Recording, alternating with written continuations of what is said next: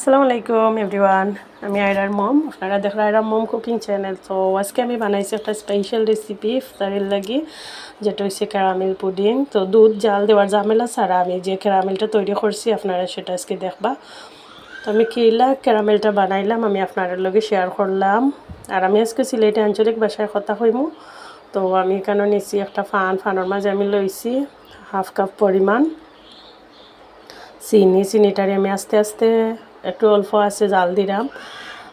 জাল দিয়ে আমি একটু আগুনের আঁচটা বাড়াইয়া দিছি, যাতে আমার তাড়াতাড়ি হয়ে যায় আর কি, যে চিনিটা আমার ক্যারামেলটা তাড়াতাড়ি হয়ে যায়। তো দেখুন আস্তে আস্তে আমি নাড়াচাড়া করছি আর আমার ক্যারামেলটা তৈরি হয়ে যাইতেছে। তো কিতা অবস্থা বন্ধুরা, দুধ জাল দেওয়ার ঝামেলা ছাড়া আজকে আমি কিলা ক্যারামেলটা বানাইমু আপনারা দেখাইতেছি। আমি এভাবে আস্তে আস্তে লাড়া দিলাম চিনিটা যাতে তাড়াতাড়ি গলি যায়, গলিয়া ক্যারামেলটা তৈরি হয়ে যায়। তো দেখো বন্ধুরা, আমার ক্যারামেলটা প্রায় তৈরি হয়ে গেছে। আমি একটা টিফিনের বাটির মাঝে ক্যারামেলটা রয়েছি, এতে আমি ঠান্ডা হওয়ার লাগি ও ক্যারামেলটা ঠান্ডা হইব।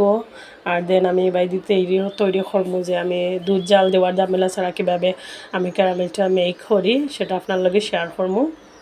তো এখানে আমি লইছি কিতা গোয়ালিনী দুধ, কন্ডেন্সার মিল্ক, যে আমি একটা গোয়ালিনী দুধ লইছি।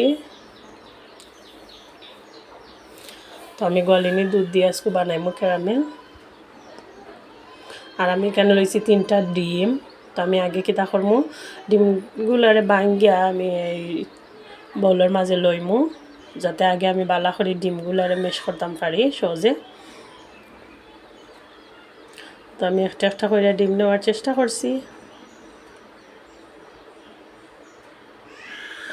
আমি সবটি ডিম নিয়ে নিছি বউলের মাঝে, বাটির মাঝে। এখন আমি কাঁটা চামচ দিয়ে আমি ডিমগুলারে আস্তে আস্তে মেশ করমু।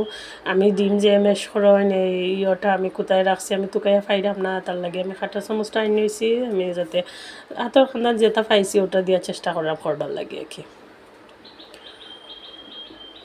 তো আমি বালা করে ডিমটারে ফাটাইয়া নিছি গি, বালা করে ডিমটা হয়ে গেছে। এখন আমি দুধগুলা দিলাম, আমি পুরাটা দুধ দিলাইমু।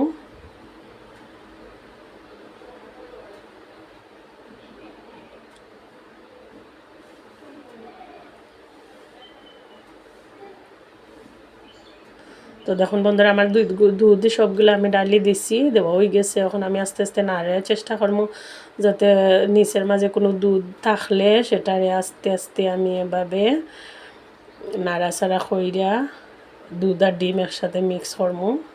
দেখুন আলহামদুলিল্লাহ দুধ আর ডিমটা প্রায় একসাথে মিশে গেছে।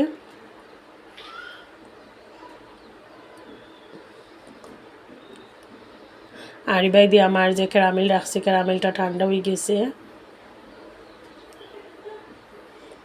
দেখো বন্ধুরা, একদম সাদা সাদা একটা কালার আইছে। আর এদিকে আমার ক্যারামেলটা ঠান্ডা হয়ে গেছে, একটু ফাটা ফাটা ধরেছে, তো কোনো অসুবিধা নাই ফাটা ফাটা হইলে। তখন আমার দুধ আর ডিমের মিক্সনটা আমি ক্যারামেল যে বাটির মাঝে রাখছি সেটার মাঝে আমি লইলিমু। আমি কোনো চাখনি দিয়া চাখছি না, কারণ চাখার কোনো দরকার না, আমার এখানে কোনো ধরনের দুধ কিতা হওয়ার দুধ এখানোর দলা বানার কোনো কিচ্ছু নাই, এর লাগে আমি আর চাখছি না, ডাইরেক্টলি আমি ডালি দিছি। এখানে আমি একটা কড়াই মাঝে লইছি পানি, অল্প কিছু পানি লইছি যাতে পানিটা বাটির উপরে না উঠে। তো আমি 1 ঘন্টা পরিমাণ আমি এখানে জাল দিমু, আর পরে আপনাদের লাগে শেয়ার করলাম।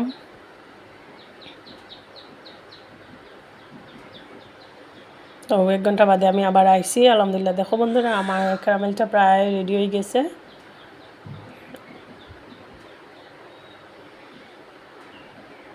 তো আমি ছুরি দিয়ে একটু সাইডটাকে খোলার চেষ্টা করলাম, যে সাইডগুলার মাঝে লাগিয়ে থাকে।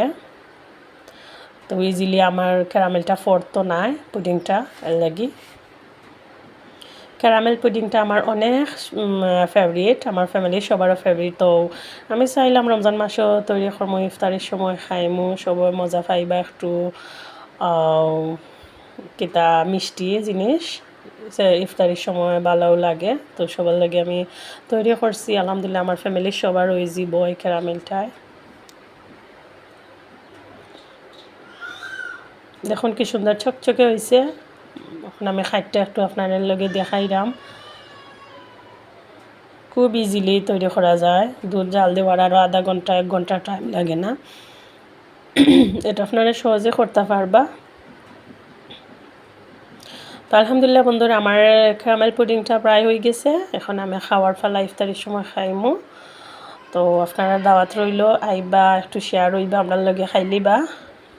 তো ভালো থাকুন বন্ধুরা, সবাই সুস্থ থাকুন। আসসালামু আলাইকুম, রমাদান মোবারক এভরিওয়ান। সবার ফ্যামিলি লইয়া সুখ থাকুকা।